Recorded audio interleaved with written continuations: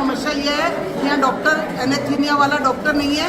4-4 दिन से लोगों को टेबल पे लिटाते हैं, वापस भेज देते हैं। अभी आपके सामने महिला कह रही थी 4 दिन से मेरी बहू को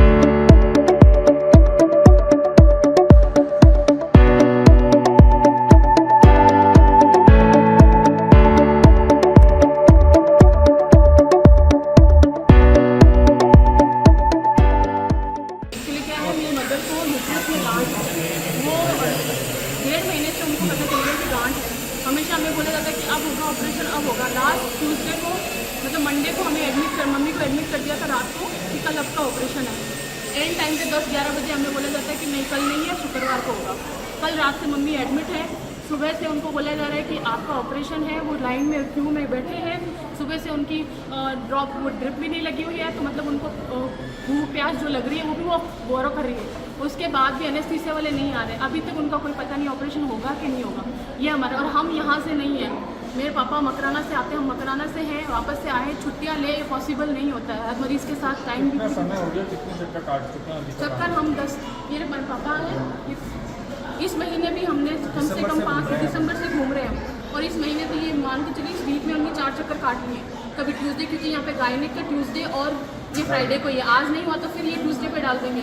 और ये हमेशा ना पॉसिबल नहीं होता। कितनी देर तक मरीज जो है परेशान होते हैं। बिल्कुल, यहाँ पे अभी तक यही नहीं पता कि ऑपरेशन होगा कि नहीं होगा। हम आज भी यही सोच के बैठे हैं कि आज भी शायद हमको भेज दिया जाएगा, हमें शायद मंगलवार को बुलाया जाएगा।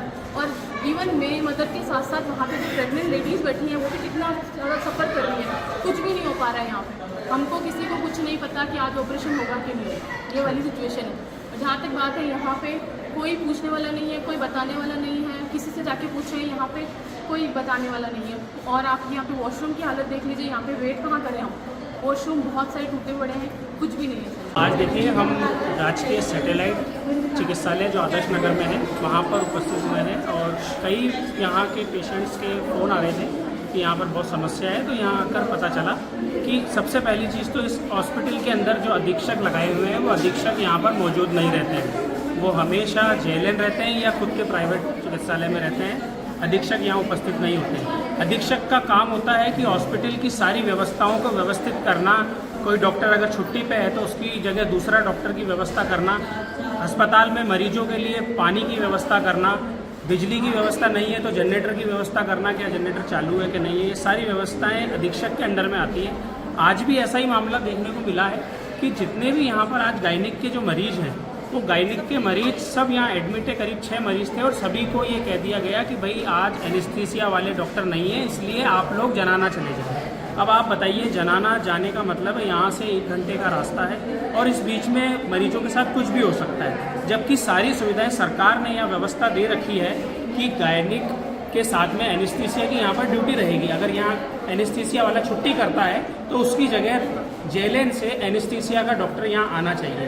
परंतु अधीक्षक की लापरवाही के कारण और उनकी मनमानी के कारण यहाँ पर एनेस्थीसिया का डॉक्टर न होने के कारण आज 6 मरीजों ने यहाँ पर बहुत ज़्यादा सफ़र किया। इसकी जानकारी जब हम जनप्रतिनिधियों को और हमारी द्रौपदी जी को, पार्षदों को मिली, उसके बाद हम यहाँ मौके पर पहुँचे। हमने अधीक्षक से भी बात करी। अधीक्षक ने साफ इनकार कर दिया यहाँ आने से। उनको आने का बिल्कुल समय नहीं है। तो ऐसे अधीक्षक हमारे को नहीं चाहिए जो अस्पताल की व्यवस्थाओं को सुचारू रूप से नहीं चला सकते। ऐसे अधीक्षक नहीं चाहिए हमें। तो हमने अनिल सामरिया जी से, हमारी बहन जी ने अनिल सामरिया जी से भी बात करी है जो जेएलएन के हेड। उन्होंने हमें आश्वस्त किया है कि हम आपकी जायज़ मांगे और हम इसको पूरा करेंगे और इन्हें तुरंत तत्काल प्रभाव से हटाएंगे। आज मैं यहाँ इसलिए आई हूँ कि लोगों के मेरे पास समस्या का लोगों के पास फ़ोन आया मेरे पास कि यहाँ बहुत बड़ी समस्या है। यहाँ पर समस्या ये है कि यहाँ डॉक्टर एनेस्थीसिया वाला डॉक्टर नहीं है। 4-4 दिन से लोगों को टेबल पे लिटाते हैं, वापस भेज देते हैं। अभी आपके सामने महिला कह रही थी 4 दिन से मेरी बहू को बार कह देते हैं ऑपरेशन होगा, वापस कपड़े पहना देते हैं। इस तरह से बताइए, उस कंडीशन में जब डिलीवरी होने वाली होती है टेबल पे, उस कंडीशन में बाद में वो कहते हैं कि आपका ऑपरेशन कल होगा या आपको जनाना भेज दिया जाएगा। एनेस्थीसिया वाले डॉक्टर नहीं है। मैंने आज बात की पोरवाल साहब से, डॉक्टर पोरवाल खुद यहाँ मौजूद नहीं है जो कि यहाँ अधीक्षक है। न तो यहाँ कभी आते हैं, न देखते हैं, न पीने की पानी है, न लैट्रिन बाथरूम सही है। और आप देखिए, जनरेटर एक ऐसी व्यवस्था है कि जो अगर मान लो यहाँ ऑपरेशन थिएटर है और ऑपरेशन थिएटर में अगर लाइट चली गई तो जनरेटर की व्यवस्था नहीं है। यहाँ ऑपरेशन करते हुए लाइटें बंद हो जाती है। अब उस समय अगर किसी मरीज की डेथ हो जाती है और ऑपरेशन गलत हो जाए, कौन जिम्मेदार है? यहाँ पर कोई जिम्मेदार नहीं है। हर आदमी परेशान है। लोग, गरीब लोग क्यों आते हैं सरकारी अस्पताल में? व्यवस्था ही होनी चाहिए, लेकिन यहाँ पर कोई व्यवस्था नहीं है। मैंने, और उनका कहना ही है कि हमने तो आपके फ़ोन कर दिया, एप्लीकेशन भेज दी जनाना।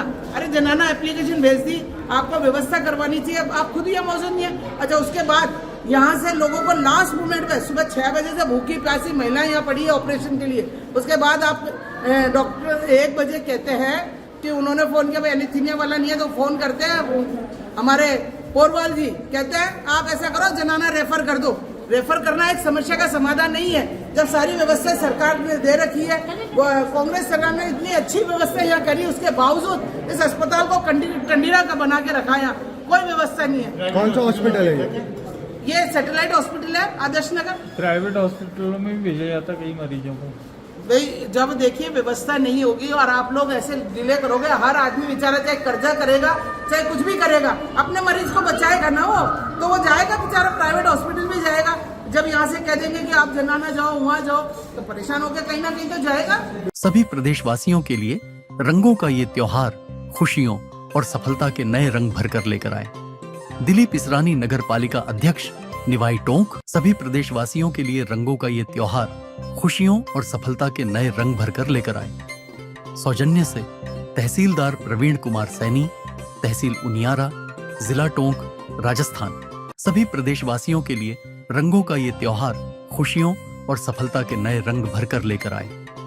शंकर मीणा एसटी मोर्चा विधानसभा अध्यक्ष, गीता देवी प्रशासक, ग्राम पंचायत संथली। सभी प्रदेशवासियों के लिए रंगों का ये त्योहार खुशियों और सफलता के नए रंग भरकर लेकर आए। चंद्रवीर सिंह चौहान, भाजपा जिला अध्यक्ष टोंक। सभी प्रदेशवासियों के लिए रंगों का ये त्योहार खुशियों और सफलता के नए रंग भरकर लेकर आए। धन्नी देवी मीणा प्रशासक, ग्राम पंचायत सीतापुरा, तेजेंद्र सिंह पंवार, ग्राम विकास अधिकारी, ग्राम पंचायत सीतापुरा। सभी प्रदेशवासियों के लिए रंगों का ये त्योहार खुशियों और सफलता के नए रंग भरकर लेकर आए। चौथमल मीणा प्रशासक, ग्राम पंचायत टोड़ा का गोठड़ा।